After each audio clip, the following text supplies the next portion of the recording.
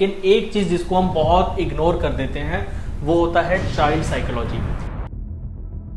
हमारा बच्चा है 5 साल का, लेकिन अभी वो ठीक से बात नहीं कर पाता। तो जब ये माइलस्टोन्स अपने एज के हिसाब से बच्चा अचीव नहीं करता है, देन दैट्स एन अलार्म। मैं वो बच्चे के साथ जब हाय बोला, हाय रिनी और something like that, and I still remember, तो वो थूक दिया मेरे चेहरे पर। Child development is not about treating the child और इम्प्रूविंग द चाइल्ड। तो वो अगर बच्चे की इंटेलेक्चुअल एबिलिटी अगर कम भी है तो वो एक नॉर्मल 8 साल के बच्चे की तरह बिहेव होना चाहिए। That is a cure of autism. Hello guys, welcome to the Viren Mishra show. आमतौर पे हम जब भी किसी इंसान के फाउंडेशन की बात करते हैं तो एक चीज पे आप और मैं दोनों एग्री करेंगे कि किसी भी इंसान की फाउंडेशन उसके बचपन से ही शुरू हो जाती है। बचपन में वो जिन चीजों को देखता है उसका असर उसकी जवानी में और आगे की लाइफ में भी हमें देखने को मिलता है। हम आमतौर पर यंग लड़कों के, यंग लड़कियों के साइकोलॉजी के बारे में बात करते हैं, एडल्ट लोगों की साइकोलॉजी के बारे में बात करते हैं, टीनेजर्स की साइकोलॉजी के बारे में बात करते हैं, लेकिन एक चीज जिसको हम बहुत इग्नोर कर देते हैं वो होता है चाइल्ड साइकोलॉजी। बच्चे जो अपने बचपन में देखते हैं, जो नेगेटिव एक्सपीरियंसेस उनके साथ होते हैं, उनका ट्रॉमा, उनका असर उनकी आगे की लाइफ में भी हमें देखने मिलता है। और आज इसी चीज को समझाने के लिए हम आए हैं डॉक्टर सुमित शिंदे जी से मिलने, जो कि 15 साल से इस सेक्टर में काम कर रहे हैं। काफी सारे बच्चों के साथ उन्होंने काम किया हुआ है और बच्चों के चाइल्ड रिहैबिलिटेशन, उनके डिसेबिलिटी, दिव्यांग जिन्हें हम कहते हैं, उन बच्चों के साथ में जो उनका चाइल्डहुड ट्रॉमाज होते हैं, उनका भविष्य में क्या असर होता है, उसी को जानने के लिए आज का ये पॉडकास्ट हम बना रहे हैं। Hello doctor. Hi. So first of all, ये जो टॉपिक हम आज डिस्कस कर रहे हैं चाइल्ड साइकोलॉजी के बारे में, इसके बारे में आपने कैसे शुरुआत की? Like how you came to this? आमतौर पे हम देखते हैं किसी को डॉक्टर बनना है तो वो कहेगा कि मुझे गायनेकोलॉजिस्ट बनना है, हार्ट स्पेशलिस्ट बनना है। Why you chosen this particular sector? Long story. We are 3 brothers, out of which my second brother had cerebral atrophy, and then at the age of 2.5 years he had paralysis. And then I saw my parents being behind him. I saw my parents doing hard work to take him to doctors, and then working on his overall physical disability and overall his academic issues and his cognitive dysfunctions. तो ये मैंने बचपन में देखा था। वो बचपन की यादें होती हैं, उसके बाद वो सब फेड हो जाती हैं। Then I completed my 10th 12th होने के बाद ऐसे लगा कि मेडिकल जाना चाहिए।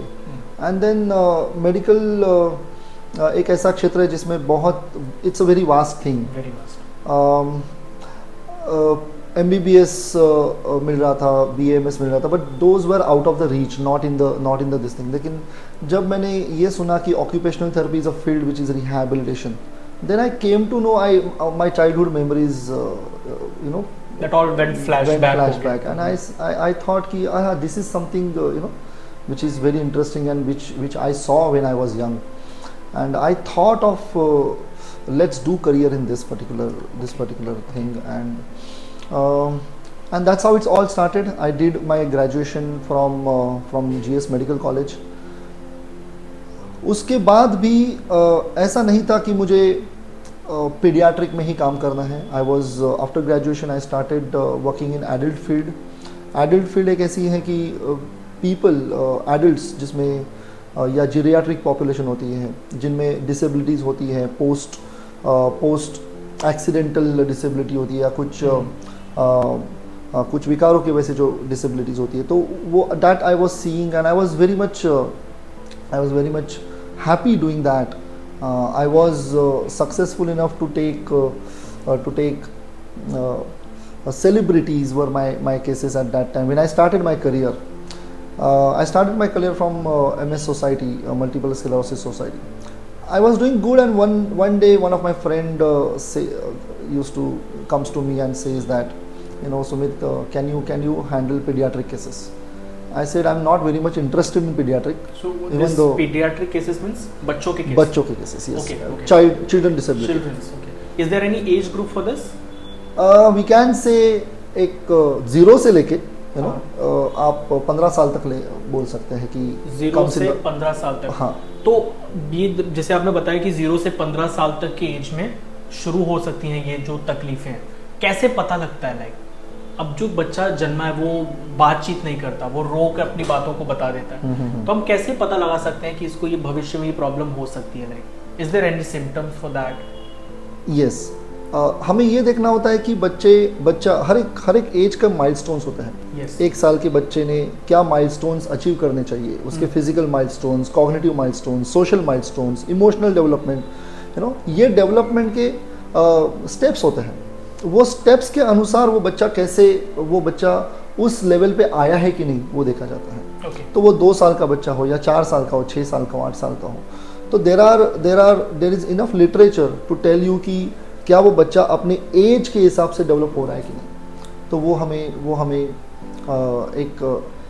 एक गाइडलाइंस होती है, जिसमें पेरेंट्स भी बच्चे के बिहेवियर्स इश्यूज़ या डेवलपमेंटल इश्यूज़ या लर्निंग इश्यूज़ लेकर आते हैं कि हमारा बच्चा है 5 साल का लेकिन अभी वो ठीक से बात नहीं कर पाता. Okay. या बच्चा अभी 1.5-2 साल का हुआ है लेकिन अभी तक वो चल नहीं रहा है. या बच्चा 2-2.5 साल का हुआ है, 3 साल का हुआ लेकिन वो बात नहीं कर रहा है, या वो अभी तक कुछ शब्द भी नहीं बोल रहा है, या मम्मी पापा नहीं बात करता है. तो जब ये माइलस्टोन्स अपने एज के हिसाब से बच्चा अचीव नहीं करता है, then that's an alarm. That time the parents should take the child to us and then get the child assessed from us. Okay. जो फिर उसके बाद उसके असेसमेंट्स या इवैल्यूएशंस करने के बाद हमें ये देखना होता है कि वो बच्चे के वो माइलस्टोन्स ना अचीव होने के पीछे कारण क्या है. That's how it all starts. ये अभी आपकी बातों से मेरे दिमाग में 2 सवाल आए. पहला तो जैसे आपने बताया कि आप 15 साल से इस सेक्टर में हैं. 15 साल पहले जब आपने इन सब की पढ़ाई करने के बारे में सबको पढ़ने और सोचा होगा, उस समय तो ये सेक्टर कुछ रहा ही नहीं होगा. हम देख रहे हैं आज भी कुछ बहुत ज़्यादा है नहीं. Yes. ज़रूरत तो बहुत ज़्यादा है. तो उस समय क्या रिएक्शन था? लाइक जब ये आप पढ़ रहे थे इन सब के बारे में, आप क्या देखते थे? क्या आपको लगता था कि मैं इसमें सफल हो जाऊंगा, कि हाँ मुझे मिलेंगे लोग? Very interesting story. When I was doing my studies that time, I used to not like pediatric population. Okay. कि वो बच्चों के साथ काम करना मुझे थोड़ा सा Hectic भी है. awkward लगता था. Awkward. या वो प्लास्टिक स्माइल देके उसको खिलाना and all. I used to feel this is very childish. Okay. So I chose to come into the adult field and I was doing good. Okay. जैसे कि मैंने बोला कि my friend asked me to can you work in a pediatric field because he wanted to go abroad and he just wanted a reco letter from that particular organization. So he said, can you act as a locum? Can you go there as a 1-month locum so that he can get that a recommendation letter from that organization. To cut it short, I went to that center. I started working. My first case, I still remember the child's name was Rini or something, and I started taking the consultation. Sessions, I started taking talking with the parents and all, and I went to the child, and child was just sitting doing just playing fidgeting with her hands. और मैं वो बच्चे के साथ जब हाय बोला, हाय रिनी और something like that, and I still remember that child looked at me, just looked at me for 3 seconds and then she spat on my face. उसके मुंह में एक बहुत भर के रखा था उसने, and then she spat, वो थूक दिया मेरे चेहरे पर. I was like already I was like shattered. मैं बोला कि ऑलरेडी मुझे नहीं करना है ये, फिर भी फ्रेंड ने कहा इसलिए मैं कर रहा हूँ, और ये क्या, व्हाट इज दिस. मैं रुमाल देखता हूँ तो मेरे जेब में रुमाल भी नहीं है, and I was like parents are saying sorry and then child is like is laughing at me. I was like I just become a robot कि क्या करना है क्या नहीं. I got up, went, face wash करते वक्त मैंने खुद को देखा, and I just laughed to myself कि why I come here, if I don't like this, why you're doing this, I completed consultation and parents said eventually that this is the behavior that we want to work, and then we been everywhere. They went to US, UK also. US के थे वो हर जगह पर जाके आए थे, and then that behavior was something. The child, she used to spit on the face, and she was an autistic child, autism. एक 6 साल की बच्ची थी वो, and like कंप्लीट हो गया. मैंने उनको बोला ठीक है कल से देखना शुरू करते हैं, and I went home. I told this story to my parents. My friend was also sitting, and in she said that I feel you did not communicate well with her, you know. तो I said what communication, मैंने तो उसको हाय बोला था, तो उसने मुझे बोला मुझे पता है तेरा हाय कैसे होता है, you know. तेरा हाय अगर तुझे नहीं बोलना होता है तो तू हाय बहुत, you know, sarcastically करता है. That clicked my mind, and 3 दिन के बाद वो बच्चे का सेशन था. Literally, when I tell you, I used to stand in front of the mirror and I used to make different highs, like hi, hello, something like that. क्या होता है ना, if I'm a person, जब कोई challenge, I don't like to take challenges, but if challenge comes, then and if I want to conquer it, then I face it very passionately. And I started working on my rapport building, you know, because that was something with the child. Third day, it was Monday, and I am taking the session. I came to know, okay, her schedule is there. The child comes inside. अंदर आने के बाद मुझे फिर से वो वाकया याद आता है. Naturally आपको गुस्सा आएगा, you know. बिल्कुल. And that child comes inside and she looks at me, and then I also look at her and I say, come here, you know. And अभी कोई नहीं यहाँ पर, अभी करके दिखा. And then I called her to me. And I started yelling at her. Okay, will you do this again or something like that? Now, what that child should do? I was expecting the child will retaliate. Okay, out of she anger. Did not, out of anger and all. Okay. What the child does? She comes to me. She starts in tears, and then she hugs me. Oh. And that was like, see, expected ये था that child will do something, and then I will, you know, I will rack her, you know. Something like that. मैं गुस्सा दिखाऊंगा उसको. But she didn't act like that. That was one more learning for me कि ये क्या चल रहा है. This is something not, I was not expecting this. और फिर वो मुझे गले लगती है और पूरा मेरा गुस्सा निकल जाता है. And then inside my mind, the therapist जो होता है, जो pediatric occupational therapist होता है, वो उसने जन्म लिया. In fact, you know, कि मैं बच्चों को रुलाता था, कॉलेज में था तभी, you know. बट ये समथिंग था, दिस सम, जब पता है ना आपको कुछ सवाल आते हैं उसको जवाब नहीं मिलते तो आप वो जवाब ढूंढने के पीछे लगते हो. yes. और मैं फिर वो रोने लगी and she started, she hug me. Still I was, मैं थोड़ा सा कॉन्शियस था कि ये वापस ऐसा करेगी क्या, कुछ और ना करे. हाँ. And then I still have goosebumps because that particular, if I remember that incidence. वो फिर मैं उसके बोलता चलो कोई नहीं, ठीक है. Was that an emotional moment? It was not emotional. I was very much confused to क्या करते हैं. But I was conscious enough because I was conscious. You know, I wanted she to come and I wanted so. But she took that moment out of me, and then I became more of observer. Then she took my hand and she took me to the trampoline and she asked me, can we jump? And I said, let's jump it out. I took this moment. Did she said something? No. She was non-verbal. Yeah. Non-verbal. I went back and I asked myself this question कि उस दिन मैं उसके साथ हंस के बात कर रहा था, okay? और वो स्पिट करती है और आज मैं उसके ऊपर गुस्सा करता हूँ तो वो रोके मुझे उसका जवाब देती है. So something I started reading the books about communication and all, and there I didn't get the answer. So again I spoke to my parents and my friend I spoke to. अरे ऐसे हुआ तो क्या? तो again my friend said, she told me, you know, maybe your anger was more genuine, but your saying hi was not that genuine. You know, somewhere that clicked my mind, you know, and then I started reading the books about what is the definition of communication. Okay. And communication is something like you transfer your ideas, thoughts, beliefs, where the same intention passes on to another person. Okay. And शायद ये definition बहुत सारे लोगों को अब तक नहीं मिली है. बिल्कुल नहीं पता, मैं खुद पहली बार सुन रहा हूँ. Right. So if I am saying कि hi, may be the intention may be different. Exactly. Okay.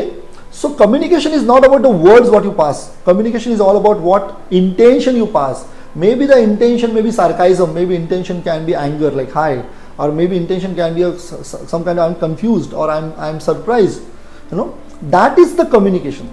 तो मतलब ये जो आपका जेन्युइन एंगर था That made That her was cry. genuine. हाँ, exactly. made her So cry. I could transfer my anger to her, and then she felt bad and she started crying. और The गले भी आप ही के communication लग गई। complete हो गई और गले भी और मेरे भी लगी because I was genuine person.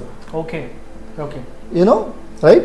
So वो जो एक interaction था, वो जो एक transaction था, वो genuine transaction था.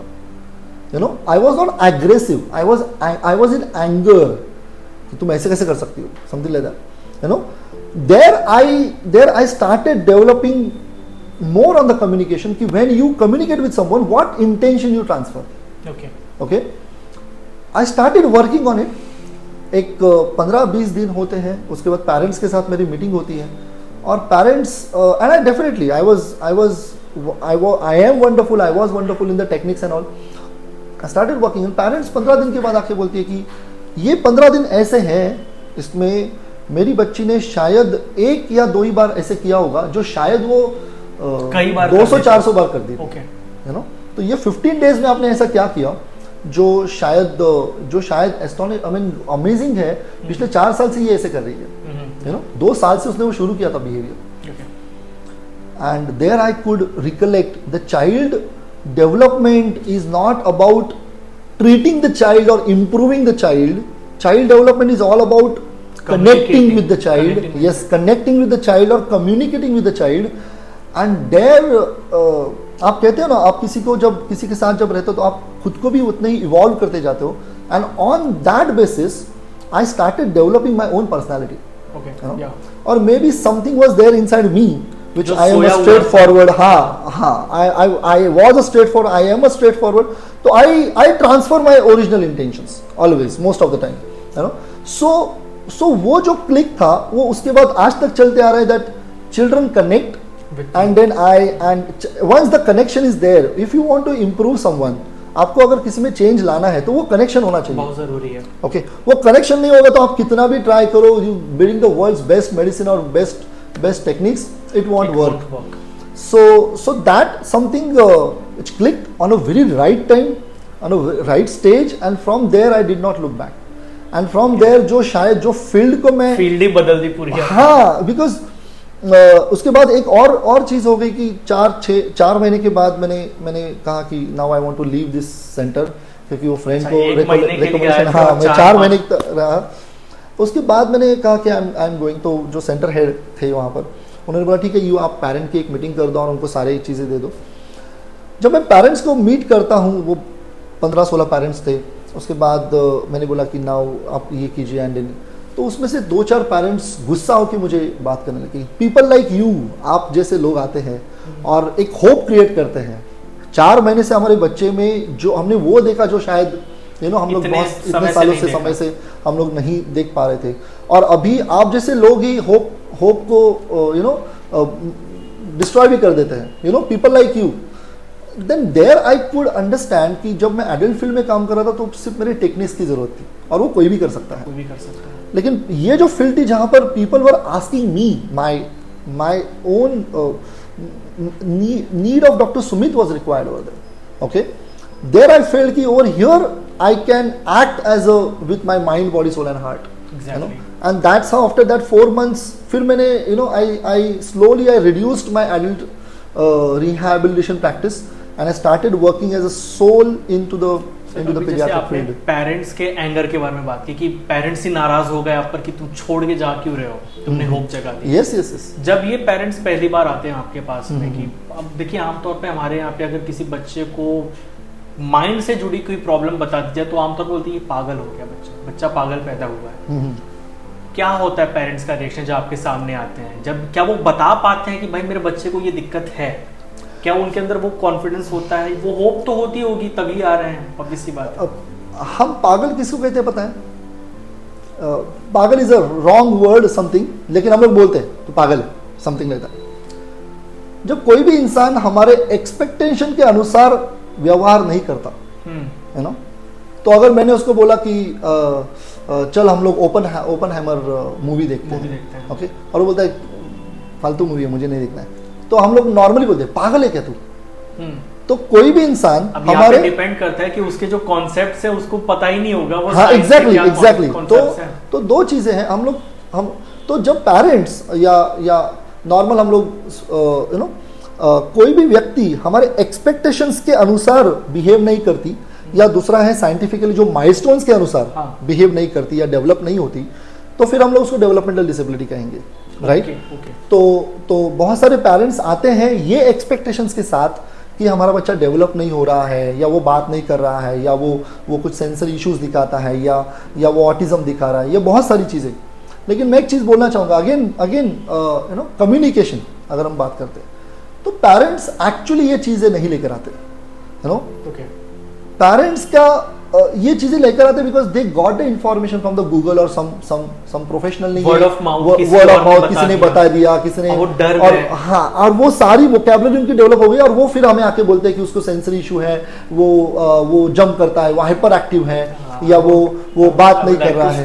ये जो गूगल के जो वर्ड्स होते हैं यार, मैं कितनी बार मैं जिनसे मिलता होता है, बीमारियों को गूगल पे क्यों सर्च करते हो? एग्जैक्टली। डॉक्टर बेचारा MBBS कर रहा है, मास्टर्स कर रहा है उस सेक्टर में, वो उसने इतनी मेहनत की है, उससे जाके पूछ लो। अच्छा, गूगल पे कोई बीमारी सर्च कर तो वो कैंसर के नीचे की तो बात ही नहीं करता। यहाँ पे बंदा अलग से डर गया है। I will tell you one thing कि अगर आप माउथ कैंसर को ढूंढोगे गूगल पर, तो उसमें आपको वो पिक्चर्स देखोगे तो भयानक से भयानक चीजें देखेंगी। लेकिन माउथ कैंसर की सब शायद अगर कोई ऑन्कोलॉजिस्ट अगर बोले तो शायद 2 या 3% केसेस ही उस लेवल तक जाते हैं। ओके, लेकिन या अगर ऑटिज्म आप बोलो, एग्जैक्टली, अगर आप ऑटिज्म बोलो तो ऑटिज्म अगर 100 ऑटिज्म के बच्चे हैं तो उसमें से शायद 5 या 6 बच्चे ही उस लेवल तक, बहुत बुरी लेवल तक जाते हैं। उसमें भी एक्चुअली एनवायरनमेंट मैटर करता है। ओके, लेकिन बाकी के 85 to 90 किड्स जो हैं उनमें एक नॉर्मल जीवन जीने का पूरे एबिलिटीज होती है, मैं ये कहना चाहूंगा। मतलब लेकिन ऐसे ही, हाँ एग्जैक्टली, जिससे ऑटिज्म है वो भी नॉर्मल जीवन, एब्सोल्युटली। सो ये जो एक स्टिग्मा क्रिएट हुआ है, ओके, ये हुआ है 2 चीजों की वजह से। एक, गूगल ने बोलना शुरू किया कि autism is not curable. Why it is not curable? It is because the medical field claims that it is not curable because of the medicine, through the medicine. But it can be cured through communication. It can be cured with the right sort of parenting and with the right sort of approaches. The child can become independent and be an efficient part of the society. You watched the movie तारे ज़मीन पर? Yes, one or twice. Yes. उसमें जो ईशान अवस्थी को problem होती है, that is learning disability. That is learning disability. I am talking about more difficult than that. Even autism child can lead to a normal life if his intellectual functioning is at least more than 70 अगर उसका IQ होगा तो वो normal जी सकता है। अगर 70 से कम IQ है तो उसको बढ़ाने that becomes a difficult cases. Autism है उसके बाद, still it's curable. Still it's manageable to those kids. Okay. And definitely curable. Definitely that. What do you mean by cure? Cure is something you are not autism, right? That autism is a neurological disorder जिसमें child communicate नहीं कर पाता, interact नहीं कर पाता, और तीसरा है वो कुछ repetitive behaviors होते हैं। ये तीनों भी चीजें बहुत अच्छे से मैनेज करते हैं। बार-बार रिपीट करना किसी एक्शन को रिपीट करना। तो वो बच्चा उसमें से बाहर आके एक जिंदगी जी सकता है। यस, वो कितना इंटेलेक्चुअली कितने प्रॉब्लम हैंडल करेगा वो नहीं मैं बोलूँगा, वो डिपेंड करेगा कि वो हमने रेयर कैसे किया और कितने जल्दी उसका अर्ली इंटरवेंशन किया है। तो I was talking about when parent comes to me with some kind of expectations where they throw some Google terminologies or some kind of a fears on. Actually that is not their problem. थोड़ा सा पीछे जाते हैं, है ना, और पीछे जाते हैं, और वो पेरेंट, हम लोग पेरेंट क्यों बनते हैं ये पूछते हैं खुद को, है ना। तो मैं पेरेंट क्यों बना? I have 2 kids. सो मैं पेरेंट क्यों बना? ना इसके लिए ना कि किसी अभी बुजुर्गों ने बोला कि चलो ठीक है शादी हो गई, अभी बच्चे पैदा करो, इसके लिए नहीं कि अभी ठीक है थोड़ा सा सेटल हो गया तो बच्चे पैदा करो। नहीं, एक टाइम आता है हमारे लाइफ में कि I have earned lots of knowledge, I have earned lots of skills in me, I have earned lots of money, okay, I have earned lots of respect, I have earned lots of relations. तो ये जो सारी मेरी जायदाद है, relations है, skills है, वो किसी ऐसे इंसान को देना है जो लाइफ टाइम के लिए मेरा है। ओके, या एग्जैक्टली दैट टाइम हमारे अंदर का पेरेंट जागरूक होता है। Make sense? एग्जैक्टली। तो उसको हम लोग नॉर्मली बोलते हैं मेरा नाम आगे करेगा। तो सचिन तेंदुलकर हर वक्त चाहेगा कि मेरा अर्जुन तेंदुलकर मेरा मुझसे अच्छा क्रिकेटर बने। अमिताभ बच्चन ने हर वक्त चाहा कि मेरा Abhishek Bachchan will become a best actor. So वो जायदाद जो होती है वो स्किल्स की जायदाद होती है, वो विरासत जो होती है हमारी, जो रिस्पेक्ट होता है वो उनको भी मिले। ओके, तो ये जब हम पेरेंट बनते हैं और वो एक पहला फेज होता है, बच्चा पैदा होता है, उसके बाद 6 महीने 8 महीने थोड़ा हेल्थ से बाहर आते हैं हम लोग, हेल्थ थोड़ा सा इश्यूज और वो सारा केयर एंड इसमें से बाहर जब आता है 1-1.5 साल का बनता है, फिर हम लोग काम करना शुरू करते हैं। 2 साल होने के बाद कोई तो बोलता है अरे बच्चा बात नहीं कर रहा है, बच्चा ऐसा नहीं कर रहा है, और वो क्लिक होना, हाँ एक क्लिक होना शुरू हो जाता है। एंड देन वो जब क्लिक होता है तब वो गूगल की तरफ जाते हैं कि ये क्या होता है, और गूगल डायरेक्टली उन धर्म से उनको ऑटिज्म बोलता है, कुछ ऐसी चीज़ें बोलते हैं, and then that parent takes that word as a impact on their mind, तो वो पेरेंट आके बोलता है कि वो ऑटिज्म के सारे इश्यूज हमें बोलता है वो, लेकिन पेरेंट का एक्चुअली प्रॉब्लम वो ऑटिज्म नहीं है, autism is a terminology. Parent का प्रॉब्लम ये है कि मैं अपनी जायदाद अपने बच्चे तक नहीं पहुंचा पा रहा हूं, doctor please help me, how I can transfer all my things to my child, right? And that I am not able to do. I am not able to communicate with my child. I am not able to play with my child. मैंने बहुत सारे सपने देखे, मैं उसके साथ cricket खेलूंगा, हम लोग फुटबॉल खेलेंगे, ऐसे खेलेंगे वैसे खेलेंगे, वो हाइट पे चले जाएंगे, वो पढ़ाई करेंगे, वो ऐसे पढ़ाई करेगा, वो सारी चीजें जो मैंने सोची थी वो नहीं कर पा रहा है, मैं उसको नहीं दे पा रहा हूँ। In fact I am a bank manager, I am a very highly educated professional, I am a doctor, I am बहुत बड़े लोग होते हैं, लेकिन फिर देख लेते हैं। यस, और वो जब नहीं होते हैं तो वो एक्चुअल प्रॉब्लम है। Autism is not a problem, autism इसको सिर्फ हम लोग टर्मिनोलॉजी, और ये बच्चे की नहीं, पेरेंट्स की प्रॉब्लम। और ये जो पेरेंट्स जानते हैं तो वो पेरेंट्स बच्चे को सुधारने की कोशिश नहीं करते, एनवायरमेंट वो पेरेंट खुद को चेंज करते हैं अपने बच्चे के अनुसार। तो जो बच्चा शायद 5 साल का है, ओके, और वो असेसमेंट में हमें आया कि वो बच्चा 1.5 साल की तरह डेवलपमेंट दिखा रहा है, ओके, तो वो बच्चे को इम्प्रूव करने को हम लोग जाएंगे तो वो गलत है, इसलिए autism is not curable. Okay, what we should do, हम लोग 5 साल के पेरेंट बने हैं, let's come back to that stage where we were 1.5 year old parent, okay, so that 1.5 year old child can nicely connect with us, okay, so बदलना किसको है, पहले पेरेंट को, खुद को, come to the level of that child's level, yes, where he is acting as a normal child.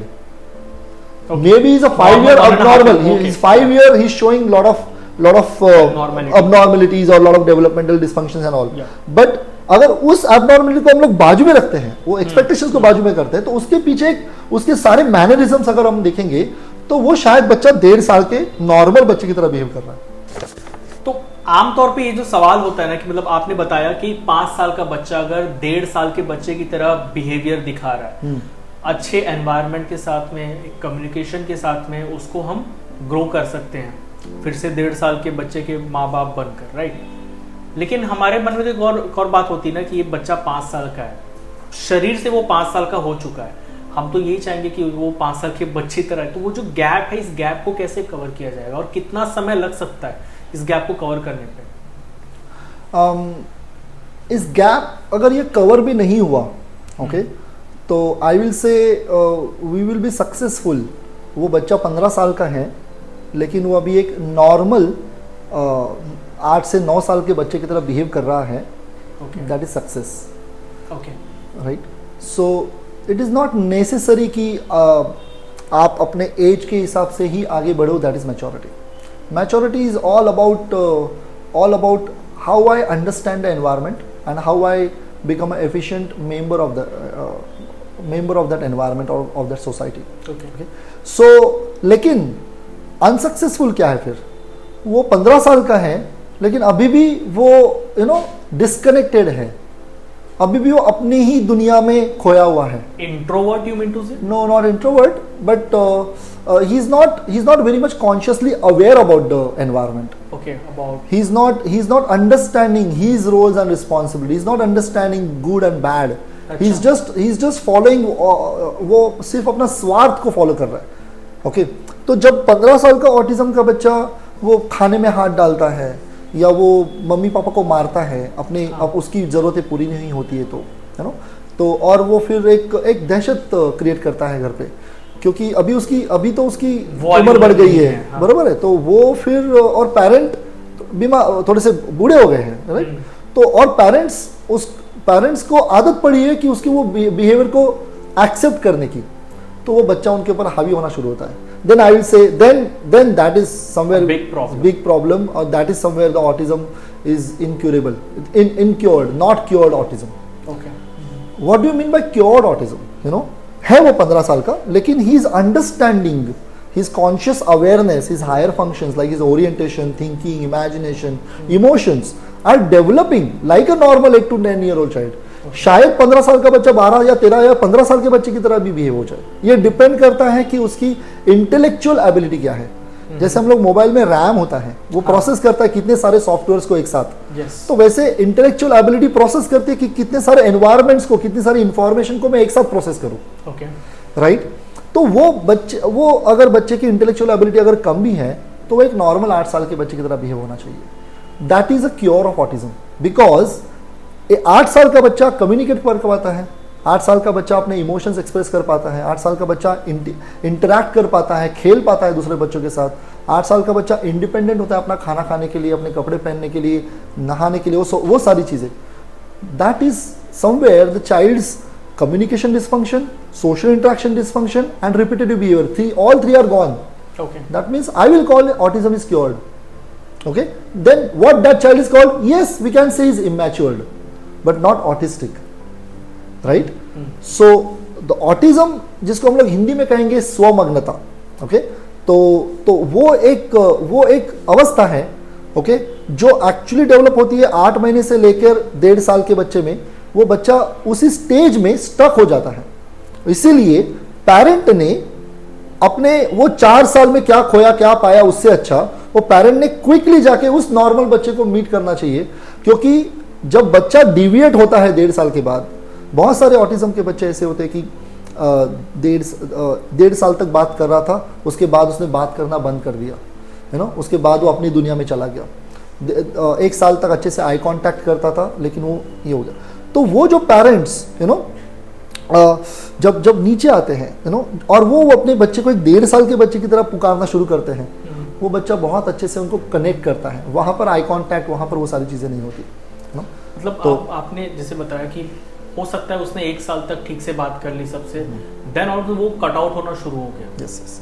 Even this type of cases happen. मुझे मैंने अब तक जितना पढ़ा था, गूगल वाली इंफॉर्मेशन है जो कि मैंने पढ़ी थी, वो सर यही था कि बचपन से ही वो शुरू से. Yes, there are two types of cases. One is from because of some kind of a neurological dysfunction. Okay, अगर कुछ इंसल्ट हुआ है प्रेगनेंसी में या कुछ वो बच्चे की ब्रेन की डेवलपमेंट को, तो बचपन से ही वो डेवलप नहीं होता है. लेकिन कुछ बच्चे ऐसे होते हैं कि जो कम्स इन मिनिमल ब्रेन डिस्फंक्शंस, तो वो नॉर्मली डेवलप होना शुरू हो जाते हैं एक 1.25 साल में, 1.5 साल में. अगर उनको वैसा वातावरण नहीं मिला शायद थोड़ा सा, या डेफिनेटली इंटरनली कुछ वो minimal brain dysfunction starts coming in between the developmental process, then the child starts regressing. तो बहुत सारे पेरेंट्स ये बोलते हैं, या बहुत सारे बच्चों में ऐसे होता है कि वो बात कर रहा था, पम्मा पापा बोल रहा था, लेकिन वो बाद में जाके थोड़ा सा स्लो डाउन हो गया और फिर उसने बात करना बंद कर दिया. और फिर वो पेरेंट्स राह देखते 1 साल तक, और फिर वो 2.5 साल में हमारे पास आते हैं कि नहीं, बच्चा बोल रहा था लेकिन अभी नहीं बात कर रहा है, और हमने वो पढ़ा और हमने किसी प्रोफेशनल ने बोला कि वो बच्चे में कुछ चीज़ें हैं, इश्यूज हैं. This can be genetic as well. Genetic not necessary. It can happen to anyone. And at any age? No. Okay. There is a term called childhood disintegration disorder.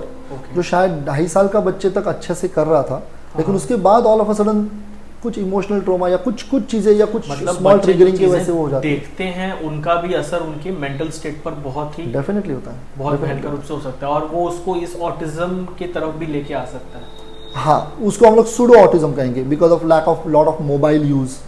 या शायद कोरोना के वक्त वो बच्चा किसी मोबाइल पर थे तो थे ही, लेकिन वो एक सोशल एनवायरनमेंट का भी हिस्सा नहीं थे. तो जिसके वजह से बहुत सारे बच्चों ने या हमारे जो जीन्स होते हैं उनको हर वक्त वो टाइम के अनुसार उनको वो पोषक इंफॉर्मेशन मिलनी जरूरी है। यस, तो वो अगर नहीं मिली तो definitely brain gets confused and then it stops. तो ऐसे बहुत सारे केसेस हमारे पास आए हैं। मेरे ही पड़ोस में एक बच्चे का जन्म हुआ था, she was a girl child. Lockdown उसके बाद ही लगा था एंड वो 1-2 साल की बच्ची वो हो गई, she was in lockdown.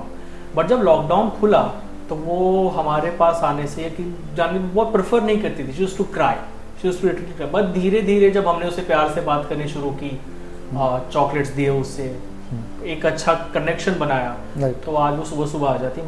Absolutely. लेकिन आपको एक विंडो पीरियड क्रिएट करना पड़ा, एक टिपिकली बिल्कुल, डेवलपिंग चाइल्ड के लिए भी। yes।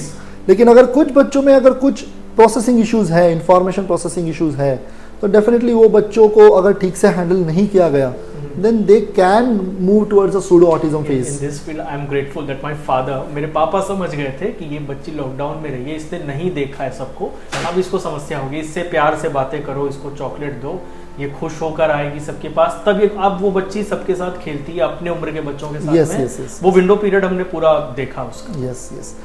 लेकिन बहुत बार ऐसे होता है कि कुछ बच्चे थोड़ा सा एक फियर का शिकार हो गए या बहुत ज़्यादा केयर का शिकार हो गए। ओके, फियर यानी कि वो पेरेंट्स के मन में जो फियर था कि आपको किसी से मिलना नहीं है, don't talk, don't go out, तो फियर कुछ लोगों में don't touch a particular thing, that जो बच्चे शायद 1 साल से लेकर 3 साल के बीच में थे, जो जिनके ब्रेन को बहुत ज्यादा एक्सप्लोरेशन चाहिए होता है, उनको वो एक्सप्लोरेशन अगर नहीं मिला, तो वो जो स्टेज है, वो बच्चे 5 साल के हो गए लेकिन वो स्टेज रह गई 3 साल में, and those children showed some kind of delayed development के वो शिकार हो गए।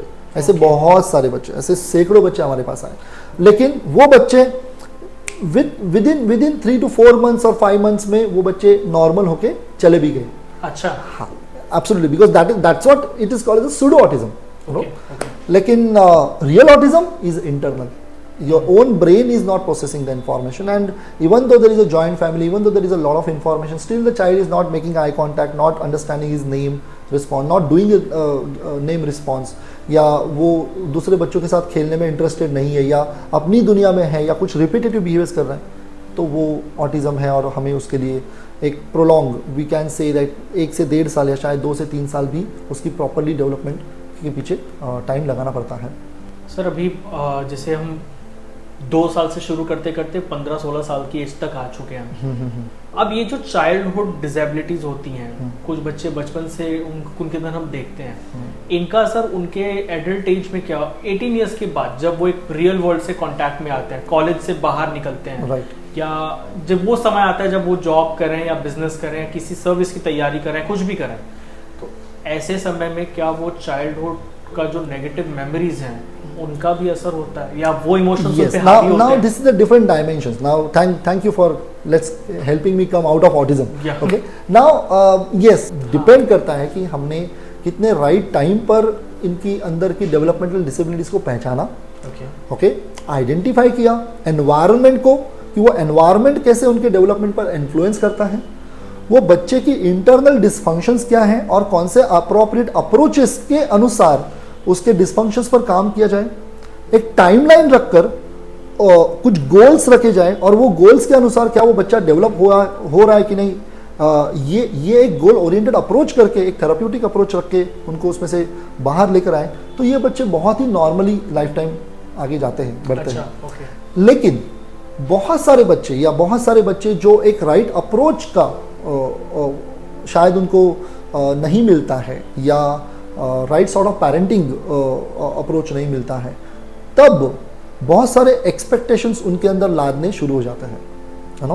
तो लर्निंग डिसेबिलिटी जो क्योर नहीं हुआ, ओके, और वो पेरेंट ने एक्सेप्ट ना करके उसको सिर्फ बिहेवियर का नाम दे दिया कि उसको बिहेवियर, उसको तो करना ही नहीं है, ओके, तो ये बच्चा हर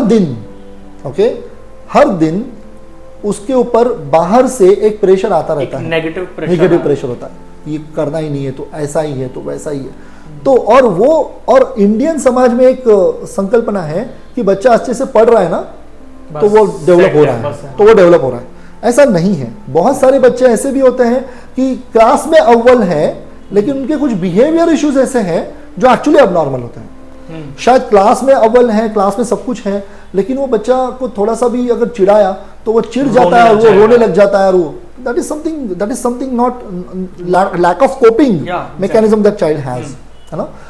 या कोई बच्चा लर्निंग डिसेबिलिटी है या शायद ADHD है, attention deficit hyper active disorder है, वो अगर क्योर नहीं हुआ टाइम पे, तो फिर वो जब बड़ा हो जाता है, ओके, तो वो जो हाइपर एक्टिविटी है या इम्पल्सिविटी है, तो वो इम्पल्सिविटी उसके इमोशंस में चली जाती है, वो इम्पल्सिविटी उसके थॉट प्रोसेस में चली जाती है, वो हाइपर एक्टिविटी उसके overall day to day schedule में चली जाती है। तो ऐसे इंसान आपने देखे होंगे कि जो अपना काम एक काम करे तो उसमें चार विचार उनके मन में आ रहे हैं, यू नो। ऐसे लोग रहेंगे जो एक जॉब पे टिकते नहीं है, ऐसे लोग रहेंगे जो एक रिलेशन में टिकते नहीं है, ऐसे लोग हैं जिनके खुद के कोई फ्रेंड ज्यादा देर तक नहीं रहते हैं, या ऐसे बहुत सारे लोग हैं, वो थोड़ा सा भी अगर कोई बॉस बोला या थोड़ा सा भी अगर कुछ रिलेशन में आया तो वो झट से उसको गिव अप कर देते हैं, यू नो। अगर उनके पीछे चला गया, they try to escape, yes, that is because their intellectual ability is good, but because some underlying issues were not cured, not properly addressed, okay, उसके वजह से वो चीजें उनके हायर फंक्शन में, उसके पर्सनालिटी में कन्वर्ट हो जाती है, और फिर वो व्यक्ति एक difficult to handle difficult phase में आ जाते हैं। बहुत सारे लोग हैं, 100 में से 6 लोग अगर मैं तो ज़्यादा ही बोलूँगा, 100 में से तकरीबन 8 से 10 बच्चे में कुछ हियर एंड देयर ADHD के फीचर्स दिखते हैं। अच्छा। अगर आप और उसमें से शायद एक या दो ही बच्चों को शायद थेरेपी करके वो बाहर आते रहेंगे, लेकिन ऐसे बहुत सारे अनक्योर्ड बच्चे वो बड़े होते हैं तो they become impulsive, you know. कुछ छोटा सा भी कारण हो जाएगा तो उनको गुस्सा आ जाता है, या they can not handle their this thing, that's a part of impulsivity, you know. So which अगर वो लोगों को अगर हम लोग बचपन में उनके चाइल्डहुड को अगर असेस करें तो उनमें डेफिनेटली कुछ ADHD के लक्षण दिखाई देंगे। तो ऐसे बहुत सारे लोग हैं, ऐसे बहुत सारे डिसफंक्शंस हैं जिसमें जो अगर ठीक से एड्रेस नहीं किए गए तो एडल्टहुड में जाके उनकी पर्सनालिटी में डेफिनेटली इश्यूज आते हैं। अभी हमने फेज की बात की, मतलब एक डिफिकल्ट फेज होता है। सर आप यहाँ पे कई सारे बच्चों से मिलते हैं, उनके साथ में एक कम्युनिकेशन बिल्डअप करते हैं, उनकी प्रॉब्लम को आप देख रहे हैं बेसिकली कि वो क्या समस्याओं से जूझ रहे हैं। इन सब का असर आपकी साइकोलॉजी पर क्या होता है? आमतौर पे इस पे जल्दी कोई बात नहीं करता, डॉक्टर सबको ट्रीट कर देता है, लेकिन डॉक्टर के साथ क्या हो रहा है उस पर भी बात करना ट्रू वंडरफुल क्वेश्चन।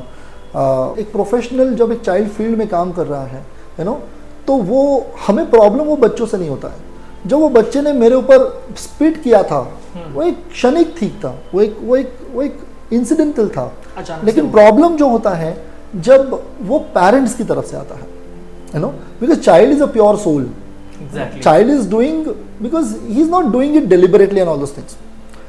बहुत बार ऐसे होता है कि पेरेंट का एक्सेप्टेंस नहीं होता है, या पेरेंट्स के बहुत ज्यादा एक्सपेक्टेशंस वो चाइल्ड पर लादने की वजह से, यू नो, और जब वो एक्सपेक्टेशंस पूरे नहीं होते, हमारी इच्छाएं ओके जब पूरी नहीं होती तो मन में और लालसा क्रिएट होती है और वो हम और ज़्यादा उसके पीछे पड़ जाते हैं।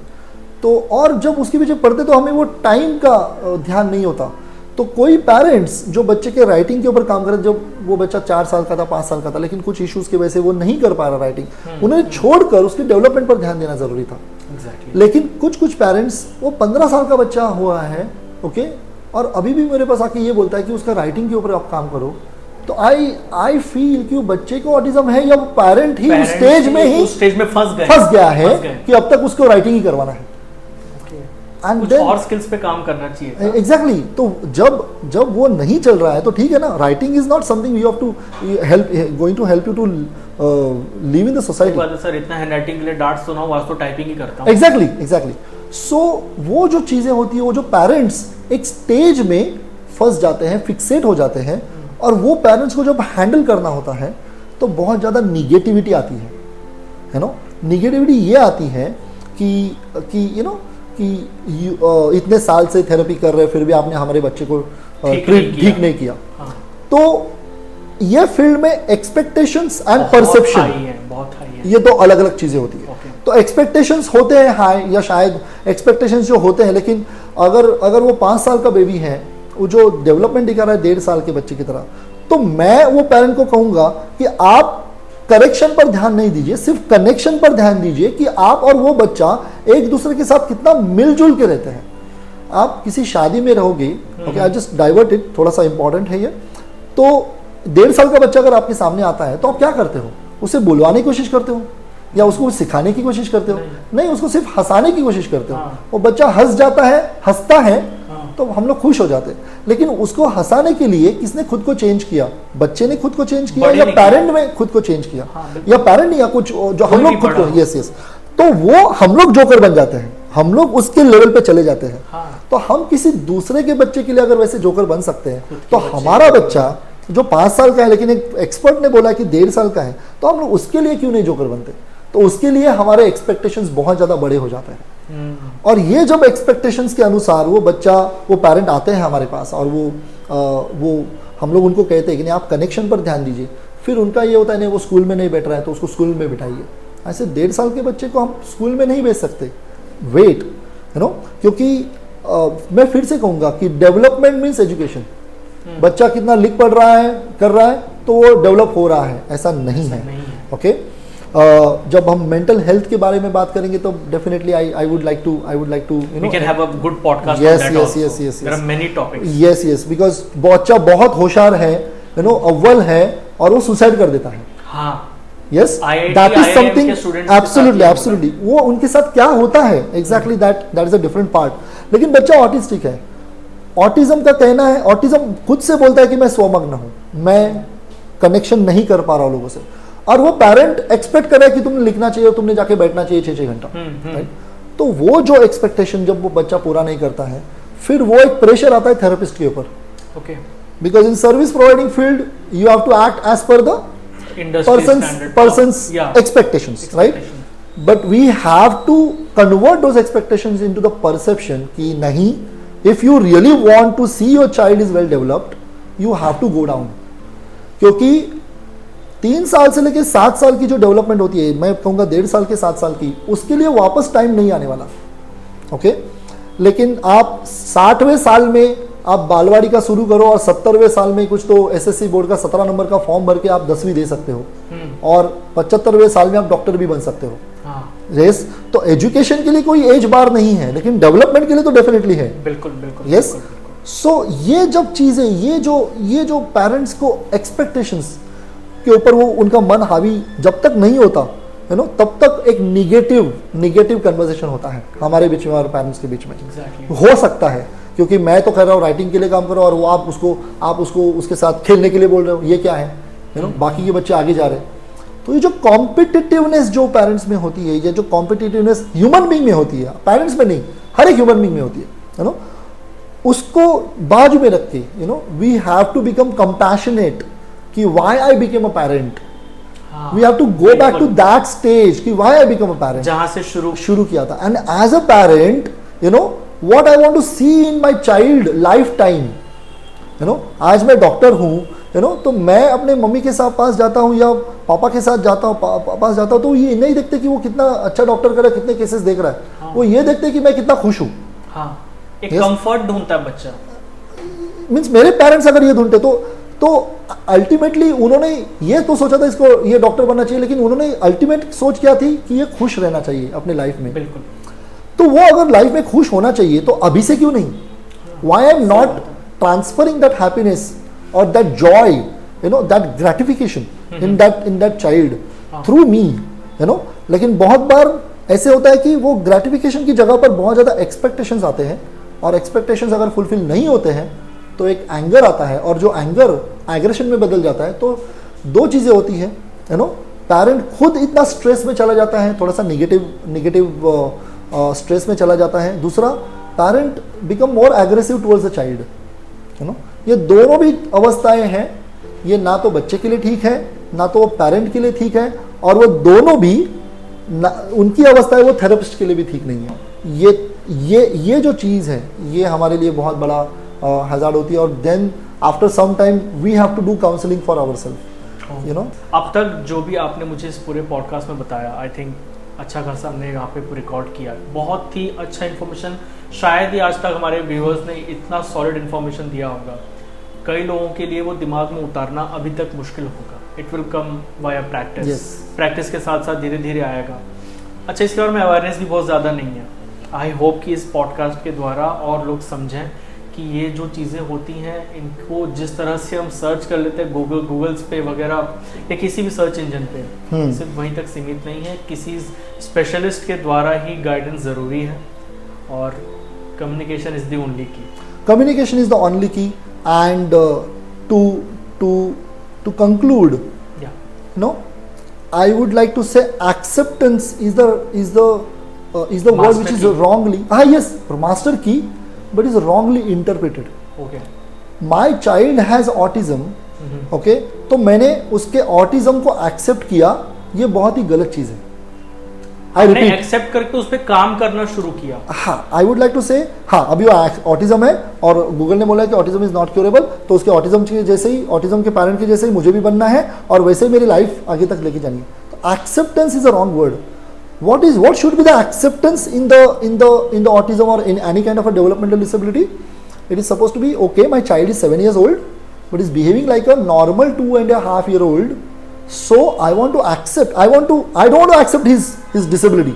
कोई तो डॉक्टर फलाना डॉक्टर आके बोलता है कि आपके बच्चे को ऑटिज्म है, ADHD है, लर्निंग डिसेबिलिटी, वो बाजू में रखूंगा मैं, वो डॉक्टर का काम है उसके ऊपर काम करना। हाँ। लेकिन डॉक्टर ने बोला है कि उसकी एज एक 2.5 साल के बच्चे की तरह है, तो मैं अपने नॉर्मल बच्चे को कितना ज्यादा वो जो परछाई है ऑटिज्म की, उसको बाजू में रख के मैं कितना जल्दी अपने नॉर्मल बच्चे को कनेक्ट करता हूं, 7 साल के नहीं 2.5 साल के, ओके, तब उसको मैं एक्सेप्टेंस कहूंगा। तो acceptance does not mean my child has LD, my child has autism, my child has ADHD. Acceptance is my child is 7 years but is behaving like a normal 2.5-year-old child. Okay. And from there I want to begin the journey of my parenting. Exactly. And my child. Exactly. And parent-child connection. True. That is the key to help every person with disability become a integral part of the society. अगर मैं सोचता हूँ sir, अगर इस चीज़ के ऊपर सभी लोग ने काम करना शुरू कर दिया तो जो बच्चा आज ऑटिस्टिक है या जिसको किसी भी तरह की मेंटल से जुड़ी प्रॉब्लम है, आगे चल के वो भी सोसाइटी को, देश को बहुत कुछ दे सकता है। Absolutely. इन्हें कम नहीं समझना चाहिए। I'll tell you one thing, कि अगर घर में एक बीमार इंसान है तो उसके साथ कोई एक इंसान लगा होता है। हाँ। लेकिन अगर घर में एक बीमार बच्चा है तो पूरी फैमिली और उससे एक्सटेंडेड फैमिली भी उसमें इन्वॉल्व होती है। बिल्कुल बिल्कुल बिल्कुल। तो वो बच्चे को जब हम ट्रीट करते हैं तो इसका मतलब सिर्फ वो बच्चा नहीं ट्रीट हो रहा है, उसके साथ जुड़े हुए शायद 8-10 लोग भी ट्रीट हो रहे हैं और they are going back to the society with a compassionate mind, so this is somewhere very important thing that we have to address these issues on the time and we have to work on it in the given frame. Thanks a lot audience. मैं जानता हूँ ये content बहुत ज़्यादा informational था। सच बताऊँ ये सब बातें मैं भी नहीं जानता था आज तक। आई एम वेरी ग्रेटफुल कि आपने सारी बातें बताई, आपने समय दिया हमें। और भी ऐसे बहुत सारे इंफॉर्मेशनल पॉडकास्ट मैं लेकर आने वाला हूँ। इससे भी अच्छे पॉडकास्ट आएंगे, सर के साथ भी काफ़ी सारे आगे भी सेशंस होंगे। सो स्टे ट्यून, इस वीडियो को शेयर करिए। आपके कांटेक्ट में कोई भी पेरेंट्स हों उनसे तो बिल्कुल शेयर कीजिएगा। पेरेंट्स को इन्फॉर्मेशन जानना बहुत ज़रूरी है। And to conclude I would like to say one thing and very important thing, कि जब हम ह्यूमन बींग्स की एक फितरत होती है कि अगर मुझे कुछ प्रॉब्लम है तो मुझे जो प्रॉब्लम है ऐसे ही दूसरा किसी इंसान को प्रॉब्लम है क्या, ये ढूंढने की कोशिश करता हूँ, है ना। तो कोई एक पेरेंट है, अगर उसके बच्चे को अगर ऑटिज्म बोला गया है तो वो दूसरे पेरेंट को ढूंढने की कोशिश करता है जिसको ऑटिज्म है, ओके। और ऐसे एक कम्युनिटी बन जाती है, ऑटिज्म पेरेंट कम्युनिटी, ओके। सही है, ओके, गलत नहीं है। प्रॉब्लम क्या होता है कि हर एक पेरेंट अपने अपने प्रॉब्लम्स एक दूसरे को बांटने की कोशिश करता है, वो भी सही है। लेकिन वो जो दूसरा पेरेंट है वो क्लीन स्लेट है, या शायद न्यूली डायग्नोस्ड पेरेंट है जिसके बच्चे को शायद 6 महीने की थेरेपी से he will be out of it, उसको उसमें रहने की जरूरत ही नहीं है। लेकिन उस पेरेंट को ऐसे इंफॉर्मेशन मिलती है कि मेरा बच्चा ना ऐसे हाथ करता था, उसके बाद फिर वो मारने लगा, फिर वो ऐसे करने लगा, तो वो एक ऑलरेडी स्ट्रेस में पेरेंट है और उसको 4 लोग आके और नए नए बिहेवियर्स बोलना शुरू करते हैं और ज्यादा और वो और ज्यादा पेरेंट डिप्रेशन में चला जाता है, you know. And this is the major reason कि वो बच्चा शायद 6 महीने में बाहर आता, लेकिन वो पेरेंट 6 महीने के 8 महीने के बाद वो शायद बच्चा ये ठीक हुआ है, लेकिन वो पेरेंट अपने बच्चे में और ऑटिज्म ढूंढने की कोशिश करता है और फिर ये एक विशियस साइकिल बन जाता है और वो बच्चा एक्चुअली जो क्योर होने वाला था, बहुत माइल्ड था, वो पेरेंट्स के फियर के वजह से, ओके, वो बच्चा एक्चुअली लाइफ टाइम तक उसमें बीमार ही रहता है। That's it guys, this was the content for this podcast. Hope you all like this. इस वीडियो को शेयर ज़रूर करना, शेयर करना बहुत ज़रूरी भी है, एक रिस्पॉन्सिबिलिटी समझ के शेयर करना, खासकर पेरेंट्स के लिए जिनके बच्चे अभी छोटे हैं, 2-2.5 साल के हैं, जो भी नए नए पेरेंट्स बने हुए हैं। और भी ऐसे पॉडकास्ट आते रहेंगे। Stay tuned. जय हिंद।